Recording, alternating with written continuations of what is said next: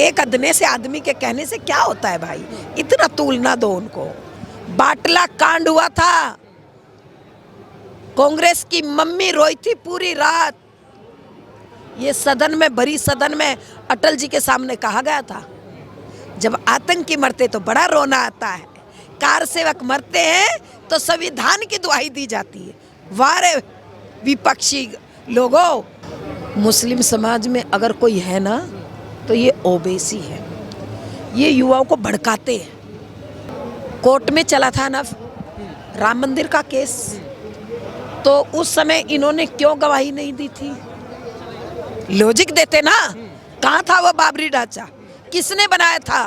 क्यों बनाया था? वजू नहीं होती मंदिर में, ये वजू करके दिखा रहे थे, बता रहे थे ना। उसमें एक सबूत नहीं मिला इनकी बाबरी ढांची का, सब मंदिर के सबूत मिले भाई। जो सरयू का जल आज देख रहे हैं, ये लाल हो गया था मेरे भाई कार सेवकों के खून से। ये मंदिर हमें ऐसे परोस करके नहीं दिया गया, थाली में सजा के। इसके लिए लाखों कार सेवकों ने बलिदान दिया है। नमस्कार दोस्तों, स्वागत है आप सभी का यूथ मीडिया टीवी पर। मैं हूं आपके साथ विमल त्यागी। राम विराजमान होने वाले हैं 22 तारीख को। सभी एकदम खुश हैं, लेकिन कुछ विरोधी भी हैं जो सवाल खड़े कर रहे हैं आज भी, जबकि भव्य मंदिर बनके तैयार हो रहा है, राम विराजमान होने वाले हैं, और वह आज भी ऐसे उल जुलूल सवाल पैदा कर रहे हैं। वो कुछ भी कह दे रहे हैं। एक व्यक्ति ने तो ऐसा कह दिया कि वहाँ पर गुड्डे गुड़िया रख दी, वो राम तो है ही नहीं। ऐसे तमाम लोगों को जवाब देने के लिए आज मेरे साथ मौजूद हैं साध्वी प्राची जी। आपका बहुत बहुत स्वागत है। धन्यवाद भैया। राम जी विराजमान होने वाले हैं, लेकिन सवाल रुकने का नाम नहीं ले रहे, कुछ भी कह दे रहे हैं। क्या कहेंगे उन लोगों को? देखिए, विनाश काले विपरीत बुद्धि। राम जी अपने घर में विराजमान भी हो जाएंगे ना, तब भी इनको कुछ ना कुछ बोलना है, क्योंकि इनके पास कोई मुद्दा तो है नहीं, और खाली क्योंकि इनका दोगला चेहरा है। एक तरफ कुछ कहते, दूसरी तरफ कुछ कह देते हैं। जैसे पहले इन्होंने मीडिया में आकर के कहा हमारे पास निमंत्रण नहीं आया, निमंत्रण नहीं आया, निमंत्रण नहीं आया, और जब निमंत्रण गया तो उसको भी ठुकरा दिया। तो इनको तो कुछ कहना है, ये बाज नहीं आ सकते। इनकी मानसिकता बड़ी दूषित है।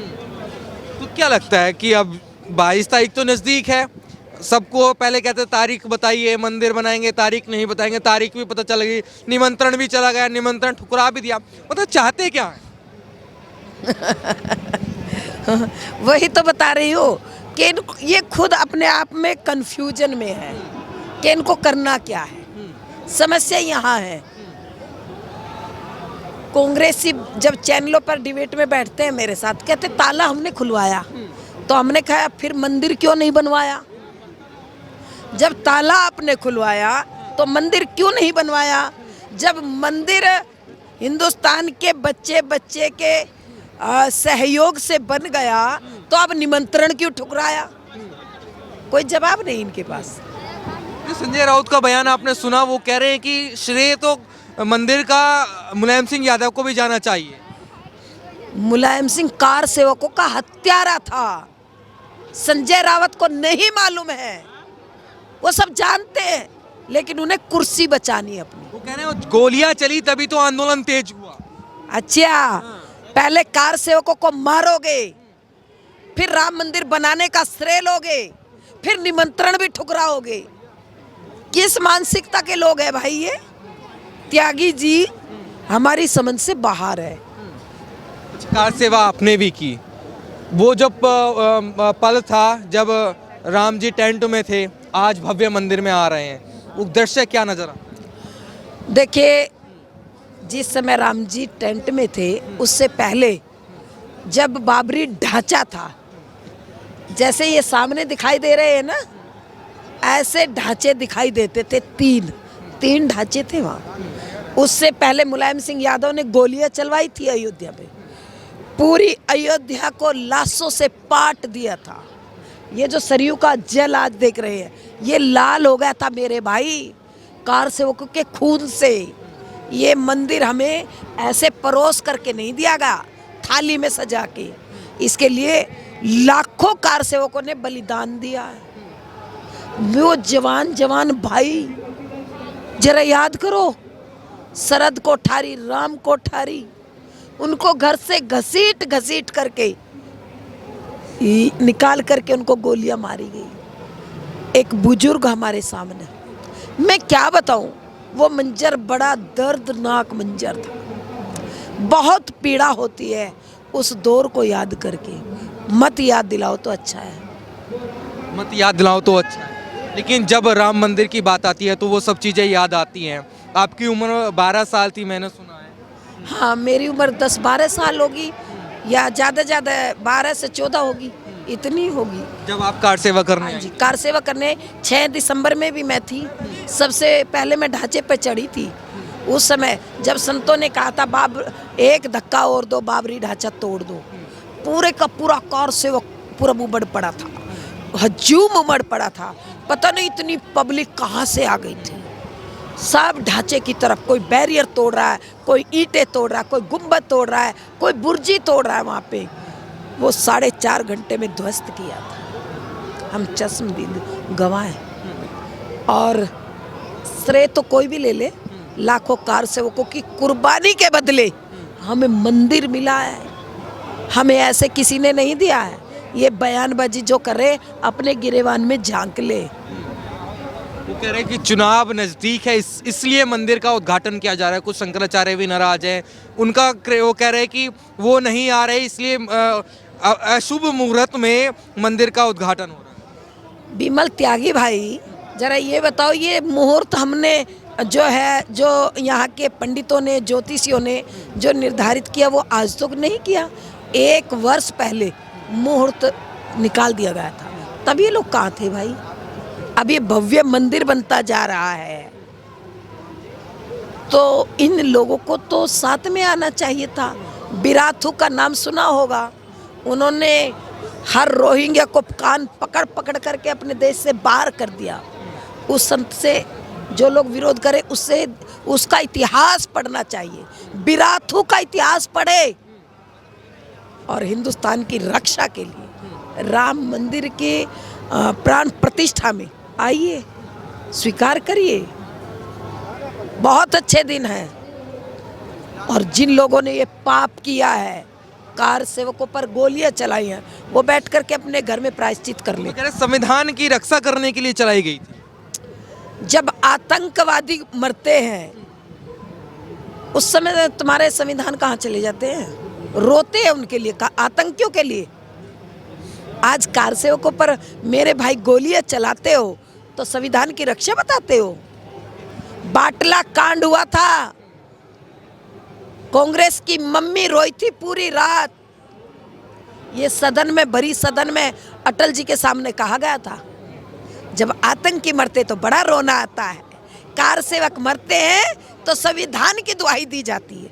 वारे विपक्षी लोगों, बड़ा अफसोस होता है मुझे इनकी बुद्धि पर।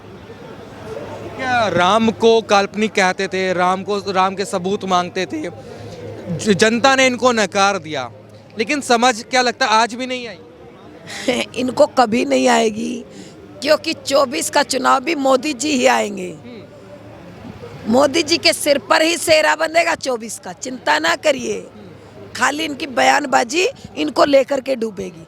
ओवैसी साहब कह रहे हैं कि हम अपनी नौजवानों को याद कराएंगे कैसे हमारी बाबरी मस्जिद को तोड़कर उस पर मंदिर बनाया जा रहा है। नौजवानों, क्या आपके दिल में आग नहीं जल रही? आप देख कैसे रहे हैं इसको? सबसे ज्यादा गुनाहगार मुस्लिम समाज में अगर कोई है ना, तो ये ओवैसी है।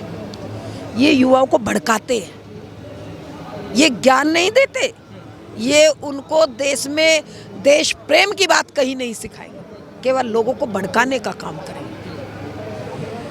हमारी कोर्ट में चला था ना राम मंदिर का केस, तो उस समय इन्होंने क्यों गवाही नहीं दी थी?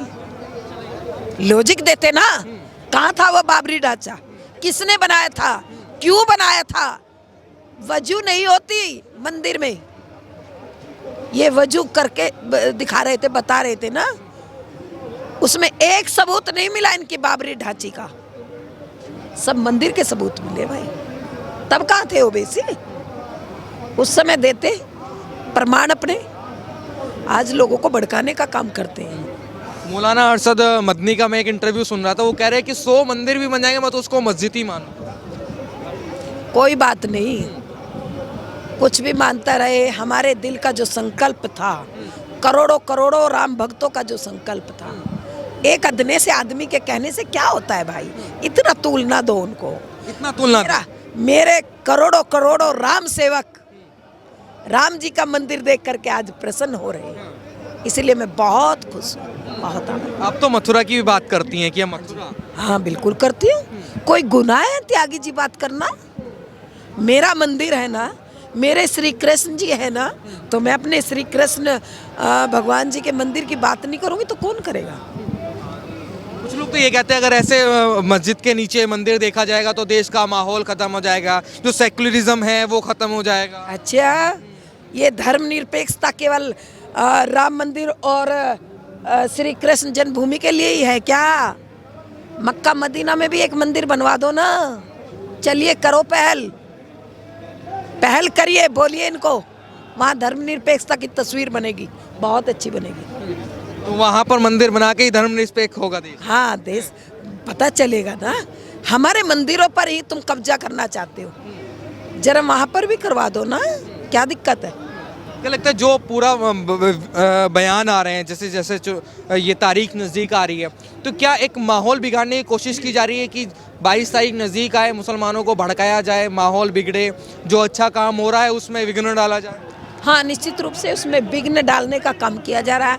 और 2024 का ये लोग, चाहे शफीकुर रहमान है या ओवैसी हो या फिर कुछ लोग विपक्ष के लोग, मैं नाम नहीं लूँगी, ये लोग 24 का माहौल बिगड़ना चाहते हैं इस तरह की बयानबाजी करके, ताकि हिंदू अग्रेसिव हो, फिर इनको जवाब दे, देश में खून खच्चर हो, ये माहौल बिगाड़ना चाहते हैं। प्राची जी, मेरा आखिरी सवाल, क्या सोचा था कि इतनी जल्दी प्रभु श्री राम अपने घर में आ जाएंगे? नहीं, जब हम आते थे तो रामलला को टेंट में देख करके रोते थे, राम जी कब टेंट से अपने घर में जाएंगे। एक ढकोसला सा लगता था, लेकिन आज वास्तव में रामलला जी को अपने घर में जाते हुए देख करके बहुत खुश हूँ मैं, मेरे पास कोई शब्द नहीं है। जब भी ये बात होती है आपकी आंखों से आंसू आ जाते हैं, ऐसा क्यों? मैंने बहुत संघर्ष किया है राम जी मंदिर, मैंने संकल्प लिया था कि मैं गृहस्थ में नहीं जाऊंगी, मैं राम जी के मंदिर के लिए काम करूंगी, श्री कृष्ण जन्मभूमि के लिए काम करूंगी, काशी जी के लिए काम करूंगी। आज वो संघर्ष सफल होता दिखाई दे रहा है। राम मंदिर का जो हमने सरयू का जल लेकर के कसमें खाई थी, आज वो भव्य मंदिर बनता हुआ दिखाई दे रहा है। तो 12 साल की उम्र में कसम खाने वाली एक लड़की आज वो भव्य मंदिर बनते हुए देख। हाँ, आज मैं वो भव्य मंदिर बनते हुए देख रही हूँ। मैं बहुत गौरवान्वित हूँ, बहुत प्रसन्न हूँ, मेरे पास कोई शब्द नहीं। हमसे बातचीत करने का आपका बहुत बहुत धन्यवाद। तो देख सकते हैं जो कम उम्र में 12 वर्ष की उम्र में कसम खाने वाली वो लड़की आज प्रभु श्री राम का भव्य मंदिर बनते हुए देख रही हैं। वो कह रही हैं कि मैं मथुरा जी को भी देखती हूँ, मैं काशी भी देखती हूँ, ये हमारा संकल्प है, ये हमारे आराध्य हैं और इनका मंदिर क्यों ना बने। क्यों हमारे ही जो मंदिर हैं उनमें ही धर्मनिरपेक्षता क्यों देखी जाती है? अगर आपको धर्मनिरपेक्ष बनाना है तो एक मक्का में मंदिर बनवा दीजिए। आप इनकी बात से कितना सहमत है वो ज़रूर बताइएगा। बहुत बहुत धन्यवाद।